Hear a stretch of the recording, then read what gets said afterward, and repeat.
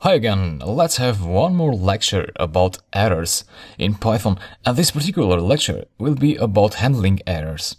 Handling errors can be an advanced concept to digest for now, because you're still going through the basics of Python and you haven't seen any real application yet.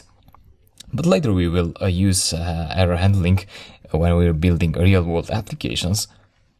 So you're going to understand error handling better later on. For now, let's just focus on the syntax and try to understand as much as you can. I'll go and do an example here, which I mentioned earlier. Let's say we have a function that does division between two given numbers, like that. Return A divided by B. And then you call the function here, divide 1, 2. In this case, the function will try to divide 1 by 2. And let me print out the output so that we can see it on the terminal. Go to the terminal and execute the script, so you get 0.5. Now that's good. However, if the user enters, let's say, 0 there, like that, execute, and your program will crash, so it will show an error. Now this one here is an example of a longer error message that I mentioned previously in the previous videos, that you might have more than one error in your traceback. So for instance, this says file line 4, this line here. So that line is where Python captured the error at first. So basically Python was trying to execute this line, but it couldn't do it. It didn't manage to do it because this line was trying to get the information from this function. And this function was trying to do this mathematical operation using 0 after the division. So that is not possible, and Python is pointing that out here. So that's the main error in line 2 in this expression. So that's where you should focus.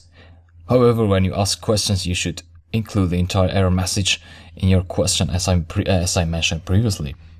So back to handling errors now.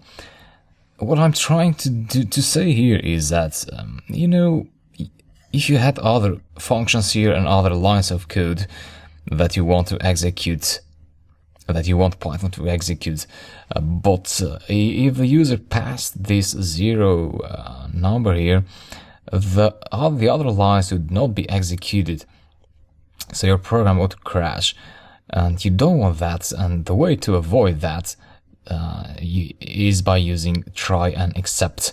So basically you try to capture the exception, to handle the exception, and the way to do that is quite easy. Try, you say try and return AB, so this has to be indented like that. So try is indented because it's under the function definition,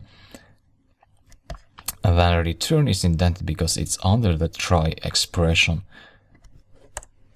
Then you have except, execute. So this has to be in the same indentation level with try. They are the same block. So except, if there is an exception, what you want to do is print out you are dividing by 0, or is meaningless. So let me try this now. And you get 0 division is meaningless, and none. Oh, sorry, I meant to do here return, not print. I explain you why you get none there. And so you got none as an output because what the function did was it tried to do this expression, but it got an error, so it ignores this line, it doesn't execute it, and then it goes to the next line. So this line is executed when this is not executed. And so it printed out 0 division is meaningless, but it also printed out none, because when you execute a function that doesn't have a return statement, such as in this case, we had a print statement here, a print function, not a return statement. In that case, if the function is not returning anything, it can have a print function or other function as well. But if it doesn't have a return statement, then it will print out none. So basically, it executes the other procedures, such as the print statement, it prints out the statement, but if it doesn't have a return statement, it prints out none. Anyway, save this now, execute again, and in this case you get only this. Zero division is meaningless printed out there. So basically, if you had other lines of code here, like that, those would be executed as well. And that happens by using the try and except block, which makes sure that the code flow continues. So, one other important thing to note is that it is advisable to actually here use the exact name of the error that you want to accept. So, zero division error. And as you see, this got turned into blue. Which means that this is actually a Python keyword. It's recognized by Python. And in that case, if you execute this, you'll get the same output actually, like that. Or if you pass a number there that it is possible to get a division from, you'll get that. Sorry about the backslash. I typed that by mistake on my terminal.